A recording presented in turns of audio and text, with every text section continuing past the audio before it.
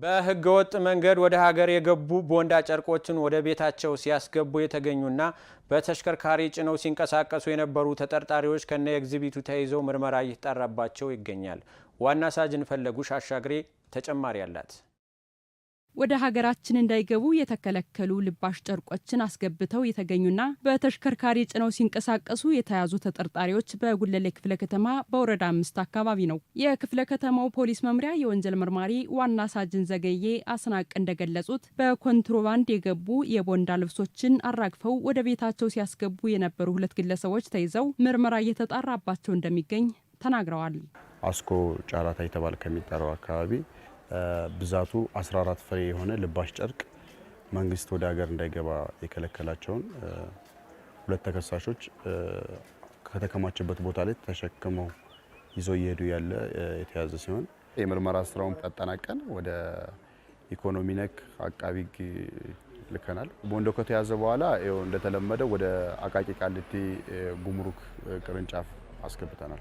በተመሳሳይ በዚሁ ክፍለ ከተማና ወረዳ በኮድ 396619 ኦሮ በሆነ ተሽከርካሪ 17 ቦንዳ ጭኖ ከሌሊቱ 10 ሰዓት ሲንቀሳቀስ የነበረው ተጠርጣሪ በአስኮ አካባቢ ፖሊስ ጣቢያ የወንጀል መከላከል የፖሊስ አባላት አሽከርካሪው ከነ ኤግዚቢቱ ተይዞ ምርመራ እየተጣራበት እንደሚገኝ ዋና ሳጅን ዘገዬ ተናግረዋል። በኮንትሮባንድ የሚገቡ የቦንዳ ልብሶች በዜጎች ላይ የጤና ችግር ይፈጥራል በሚል ወደ ሀገራችን እንዳይገቡ የተከለከለ በመሆኑ በዚህ ህገወጥ ስራ የተሰማሩ ግለሰቦች ከድርጊታቸው ሊቆጠቡ እንደሚገባ መርማሪው አሳስበዋል።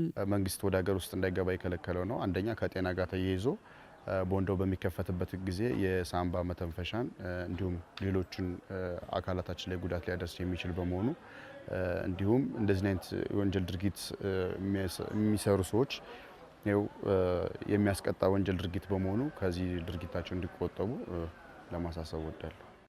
75 ሚሊዮን ብር ሎተሪ ደርሶኛል በማለት ከአንዲት ግለሰብ ከ70 ሺህ ብር በላይ ያጭበረበረ ግለሰብ ተይዞ ምርመራ እየተጣራበት ይገኛል።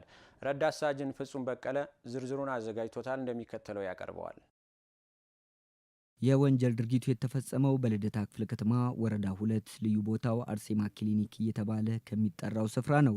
አንድ በእድሜያቸው ገፋ ያለ ሽማግሌ ወደ ግል ተበዳይ በመቅረብ ሎተሪ ቆርጠው 75 ሚሊዮን ብር እንደደረሳቸው፣ ነገር ግን ሽልማቱን ለማውጣት አዲስ አበባ ዘመድ እንደሌላቸው በማስመሰል ኮድ 1 አዲስ አበባ 30405 ኮሮላ ተሽከርካሪን በመጠቀም ወንጀሉን ፈጽመው ይሰወራሉ። ወንጀሉ መፈጸሙን መረጃው የደረሰው ፖሊስ ባደረገው ብርቱ ክትትል ተይዘው ቤታቸው ሲፈተሽ 1 ሽጉጥና 3 የሽጉጥ ጥይት በኤግዚቢትነት ተይዞ ምርመራ እየተጣራባቸው መሆኑን የጦር ኃይሎች አካባቢ ፖሊስ ጣቢያ ወንጀል መርማሪ ዋና ሳጅን ሀንሳሙ ኃይሉ ገልጸዋል።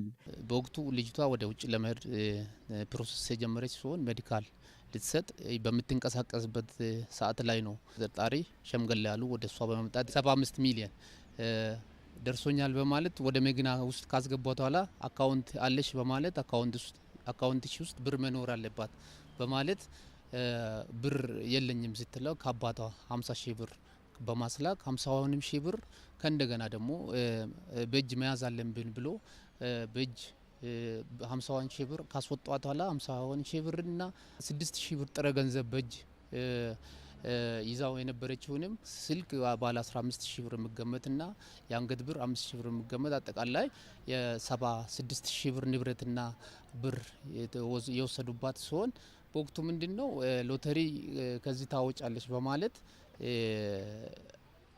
ወረቀት ሰጥቷት ከዚህ ህንጻ ላይ ሂጅና ታወጫለች በማለት ቦታው የተሰወሩ ስለመሆንና አሁን ላይ ግን ያው ተጠርጣሪው እሷ በሰጠችን ታርጋውን ይዛ ነበር። በወቅቱ የመኪናውን ታርጋ በዛ ተንተርሰን ተጠርጣሪውን ይዘን አሁን ላይ ግን ምርመራ ላይ የምንገኝ ስለመሆኑን ይገልጻሉ። ዋና ሳጅን ሀንሳሙ አክለው እንደገለጹት አጭበርባሪዎች ሎተሪ ደርሶኛል፣ መታወቂያ የለኝም አውጡልኝ በማለትና ስልክ በመደወል ሎተሪ ደርሷቸዋል የሚል የተለያዩ የማጭበርበሪያ ስልቶችን በመጠቀም ህብረተሰቡን በማታለል ገንዘባቸውን የሚወስዱባቸው በመኖራቸው ማህበረሰቡ ጥንቃቄ እንዲያደርግ መልእክት አስተላልፈዋል። በተላላኪነት ከሚሰራበት ተቋም ከ200 ሺህ ብር በላይ የሚገመት ንብረት የሰረቀው ግለሰብ ከአንድ ገዢ ግብረ አበሩ ጋር በቁጥጥር ስር ውሎ ምርመራ እየተጣራበት ይገኛል። ረዳት ሳጅን አለም ልጅ አለም ዝርዝር አለው። ተጠርጣሪው ወንጀሉን ፈጽሟል የተባለው በተለያየ ጊዜ በቂርቆስ ክፍለ ከተማ ወረዳ 2 ከአንድ የመኪና መሸጫ ግቢ ውስጥ ነው። የላንቻ አካባቢ ፖሊስ ጣቢያ ወንጀል መርማሪ ሳጅን ሐሰን እንድሪስ እንደገለጹት ተጠርጣሪው ግለሰብ የተሰጠውን ኃላፊነት ወደ ጎን በመተው በተለያየ ጊዜ ለማስፈተሽ ወደ ጋራዥ የሚወስዳቸውን መኪኖች ጎማ ባሮዬ ጎማ በመቀየር እንደሚሸጥ የግል ተበዳይ ተጠራጥሮ ለፖሊስ በሰጠው መረጃ መሰረት የተሰረቀውን የመኪና ጎማ ሲገዛ የነበረን ግለሰብ ጨምሮ በመያዝ ምርመራ እየተጣራባቸው እንደሚገኝ ገልጸዋል።